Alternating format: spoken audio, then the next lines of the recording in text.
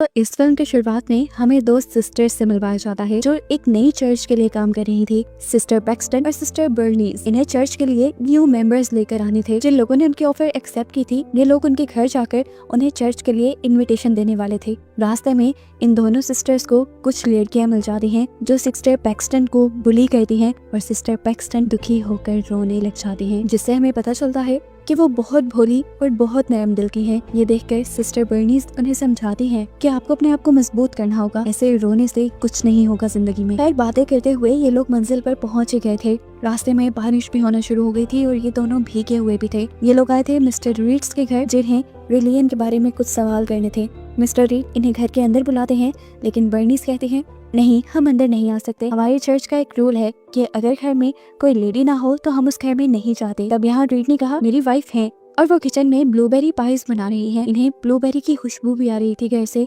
इसलिए उसकी बात मानते हुए ये दोनों घर के अंदर चली गई। साइकिल्स इन्होंने अपनी बाहर ही पार्क कर दी थी। घर जाकर इन्होंने अपना गीला कोट उतारकर रीड को दिया और वहाँ बैठ गई। रीड ने इनसे कहा कि कुछ ही देर में उनकी वाइफ उनसे मिलने आ जाएंगी, आप लोग घबराए नहीं। यहाँ रीड उनसे उनकी पुरानी लाइफ के बारे में सवाल करता है, तो हम भी ये जान पाते हैं कि ये दोनों एक चर्च में ही पली बड़ी है। अब रीड इनसे सवाल करता है क्या आप लोगों को गॉड पे बिलीव है? दोनों ने हाँ में जवाब दिया। वो अब इनको बुक ऑफ मोर्मन दिखाता है जिसे जोसेफ स्मिथ ने लिखा था। उनके मुताबिक वो पहले किसी रिलीजन को नहीं मानते थे, लेकिन फिर वो जब मुश्किल में थे तो तब एक एंजल उनकी मदद करने के लिए आई, जिसके बाद से उनका रिलीजन और गॉड पे बिलीव हो गया। रीड इन दोनों से सवाल करता है कि क्या जोसेफ स्मिथ की बातें तुम्हें सच लगती है या नहीं, जिस पर ये दोनों कहती हैं हाँ, ये बातें बिल्कुल सच है, गॉड भी इसी दुनिया का हिस्सा है। वो अब दूसरा सवाल करता है क्या तुम्हें मौत के बाद दूसरी जिंदगी पे बिलीव है, जिस पर भी इन दोनों ने हाँ बोला। सिस्टर पैक्सटन कहती है जब मैं मरूंगी तो मैं एक बटरफ्लाई बनके अपनों की फिंगर पे बैठूंगी और उन्हें बताऊंगी कि मैं मरने के बाद भी उनके साथ हूँ। फिर वो उनसे सवाल करता है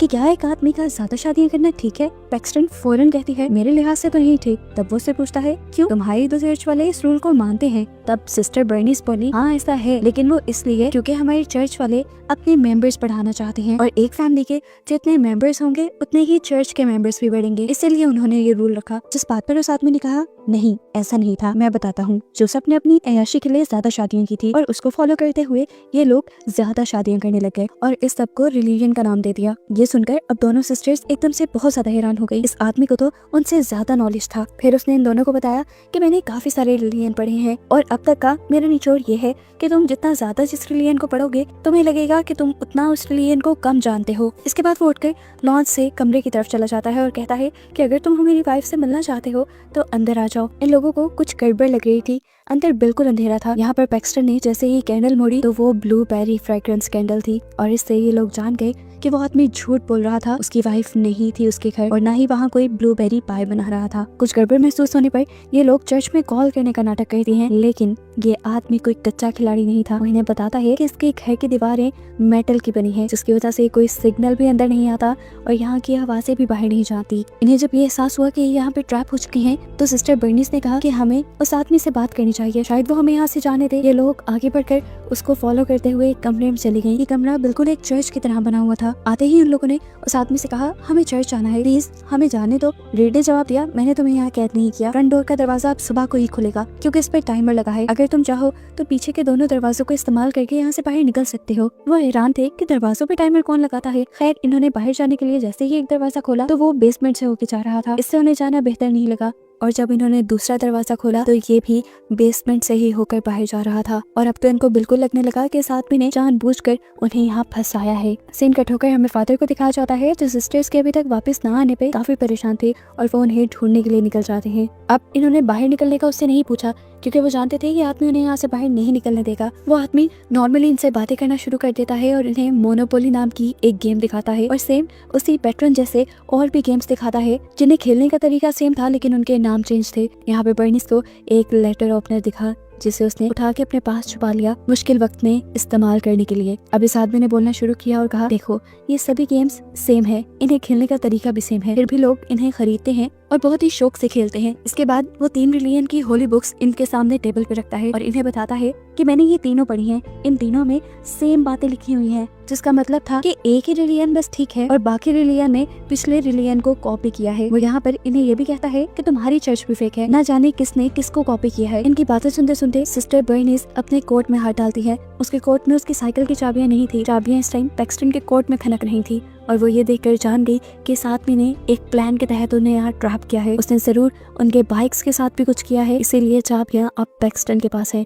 वो उसके ट्रैप को समझकर उसका सारा लेक्चर सुनकर उससे कहती है, आप जो भी कहे, आपका इस सारा लेक्चर सुनने के बाद भी मुझे गॉड पे और अपनी रिलीजन पे बिलीव है। उसकी बात सुनकर मिस्टर रीड वहाँ पे मुझे 2 दरवाजों पे बिलीव और डिसबिलीव लिख देता है और कहता है कि अगर तुम गॉड पे बिलीव रखती हो तो बिलीव वाले दरवाजे से जाओ, मैं भी देखता हूँ तुम्हें गॉड क्या सही रास्ता दिखाते हैं या नहीं। ये लोग अब गॉड पे बिलीव करते हुए बिलीव वाले दरवाजे के अंदर चली जाती हैं। यहाँ पे बहुत अंधेरा था। इन्होंने मोबाइल की टॉर्च ऑन की तो इन्हें वहाँ पे एक टेबल और चेयर दिखा और एक दूर छोटी सी विंडो भी दिखी जिसे लकड़ी से सील किया गया था। ये लोग चेयर उठाकर उस विंडो की सील तोड़ने की कोशिश करती हैं, लेकिन एक लकड़ी से ज्यादा वो इसे तोड़ नहीं पाई। अब सिस्टर बर्निस पैक्सटन को वो लेटर ओपनर देती है जो उसने उस आदमी के रूम से चुराया था। वो पैक्सटन को कहती है कि मैं इस आदमी को बातों में लगाऊंगी और जब मैं कुछ खास वर्ड्स बोलूंगी तो तुम ठीक वक्त पे उस आदमी के ऊपर हमला कर देना, जिसके बाद हम दोनों बचकर यहाँ से निकल जाएंगे। अब ये लोग यही डिस्कस कर रहे थे कि एक चादर में लिपटी हुई औरत इनके सामने आकर बैठ गई। उसके हाथ में एक जहर वाली पाय थी। वो अब नीचे बैठकर कुछ दुआएं पढ़ने लग जाती है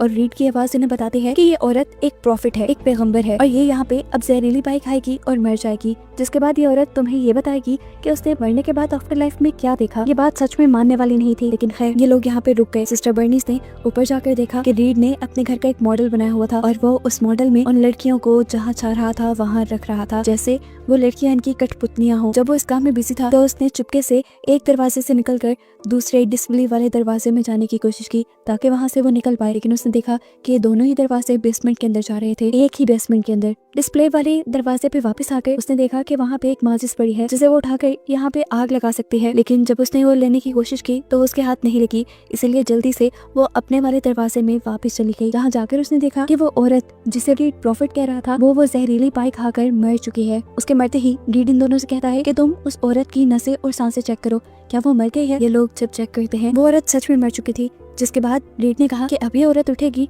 और तुम्हें बताएगी कि उसने आफ्टर लाइफ में क्या देखा। वो यही बात करता है कि अचानक उनके घर की बेल बजाती है। ये दोनों जानती थी कि फादर ही आए होंगे यहाँ उनको ढूंढते हुए, लेकिन रीड ने जाकर झूठ बोल दिया कि मेरे घर पे इस टाइम कोई भी नहीं है, बाहर साइकिल्स भी नहीं थी, इसीलिए उसकी बात को सच मानते हुए फादर वहाँ से चले गए। यहाँ दूसरी तरफ ये लोग रीड के रूम से वो माचिस ले आई थी जो इनके पास थी। वो बेसमेंट में ये माचिस ऑन करके फादर को ये साइन देना चाहती थी कि वो यहीं पे ट्रैप है, लेकिन इससे पहले ही फादर यहाँ से चले गए। अभी वो यही सब कर रही थी कि पीछे से वो औरत भी जिंदा हो गई जिसे वो प्रॉफिट कह रहे थे। औरत ने जिंदा होते ही इन्हें बताया कि उसने मरने के बाद एक क्लाउड देखा जो जन्नत नहीं था और ये सब भी असल नहीं है। ये कहते ही यहाँ पर रीड आ गया और उस औरत को ले गया। ये सब चीजें देखकर बर्निस मानने को तैयार ही नहीं थी। वो रीड से पूछती है तुमने ये सब कैसे किया? वो मरी थी, मैंने भी चेक किया था। बर्निस इस टाइप फुल कंफ्यूज हो चुकी थी। वो उससे कहती है क्या पता ये उसका नियर डेथ एक्सपीरियंस हो, क्योंकि मैंने भी बचपन में नियर डेथ एक्सपीरियंस किया हुआ है और जब मैं बिल्कुल मरने के करीब थी तब मैंने भी ऐसी ही कुछ चीजें हेलुसिनेट की थी, लेकिन फिर गॉड ने मुझे एक नई लाइफ दे दी। ये सारी बातें करके असल में सिस्टर बर्निस रीड को डिस्ट्रैक्ट कर रही थी। बातें करते करते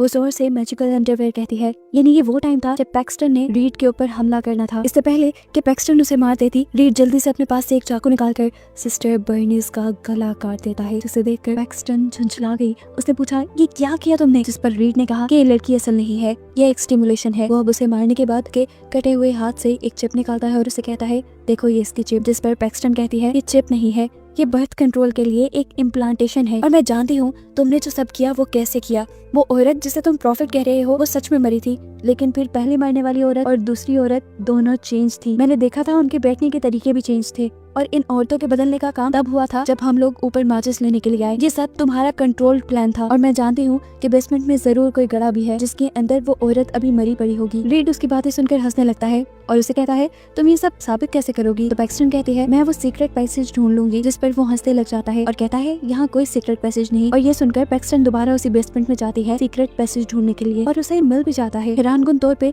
उसकी थ्योरी बिल्कुल सच थी। वहाँ पैसेज में उस मरी हुई औरत की लाश भी पड़ी हुई थी उसने वापस आकर रीड से कहा, मैंने कहा था ना ये सब तुम्हारा कंट्रोल्ड है। उसकी ये बात सुनकर अब रीड परेशान होने के बजाय उल्टा खुश हो रहा था। असल में रीड चाहता था कि पैक्सटन ये सब कुछ समझे जो उसने किया। अब वो यहाँ के सारे रूम्स में जाती है। एक रूम ऐसा था जहाँ पर उसी की साइकिल का लॉक लगा हुआ था। वो अपनी साइकिल की इस्तेमाल करते हुए उस लॉक को जब खोलती है तो अंदर बहुत सारी औरतें कैद थी, जिन्हें देखकर वो परेशान हो गई। अब उसके पास रीड आया और उसने कहा कि तुम्हें समझ आई कि असली रिलीजन कौन सा है। जिसके जवाब में वो एक लंबी स्टोरी सुनाना शुरू करती है। उसकी आवाज में दुख नजर आ रहा था। उसने बोलना शुरू किया और कहा कि तुमने सब प्लान किया हुआ था। जब से हम यहाँ आए तब से तुमने प्लानिंग करना शुरू कर दी। हमारे हाथ से हमारे कोट लिए और साइकिल की चाबियां निकाली, साइकिल को अंदर रखा और फिर तुमने वो सब करवाना शुरू कर दिया जो तुम चाहते थे। सारी चीजें तुम्हारे कंट्रोल में थी। मतलब तुम ये समझाना चाह रहे हो कि असली रिलीजन कंट्रोल है तुम्हारे ही मुताबिक। हम जिस भी रिलीजन को फॉलो कर रहे हैं वो सिर्फ हमारे माइंड को कंट्रोल कर रहा है। वो सब हमारी सोच नहीं है बल्कि हमारे रिलीजन के थ्रू हमें कंट्रोल करवाया जा रहा है। ये सुनकर अब रीड खुश हुआ था कि पैक्सटन को सब समझ आ गई थी। उसने कहा हाँ, सारे ही रिलीजन हमें कंट्रोल करते हैं। पैक्सटन को पता नहीं क्या चीज दुख दे रही थी। वो अब अपने पास छुपाया लेटर ओपनर निकालती है जो उसे सिस्टर बर्नीस ने दिया था और एकदम से पीछे मुड़कर उस आदमी के गले में स्टैप कर देती है। उसे मारने के बाद वो फौरन ऊपर जाती है। ऊपर कमरे में जहाँ रीड ने इस घर का मॉडल बनाया हुआ था उसे देखकर वो यहाँ से बाहर निकलने का कोई रास्ता ढूंढने लगती है। लेकिन जैसे ही वो दरवाजों के पास आती है तो उसे देखने को मिलता है कि ये सारे दरवाजे एक दूसरे से इंटरलिंक्ड हैं। एक मेज की तरह बना हुआ है ये घर। वो इस पूरे घर में कई मर्तबा घूमी और वापस आकर वहीं पहुंच गई और उसे समझ आ गया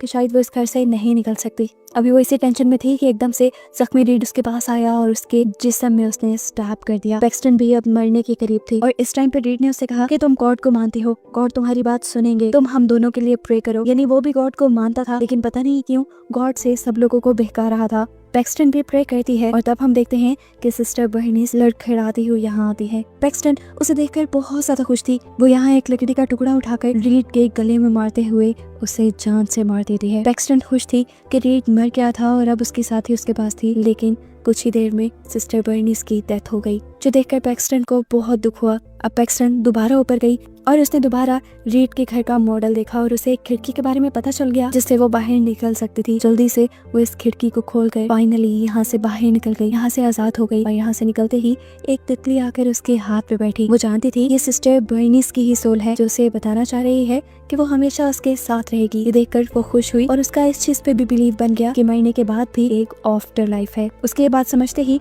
वो बटरफ्लाई यहाँ से गायब हो जाती है और यहीं पे ये स्टोरी भी खत्म हो जाती है।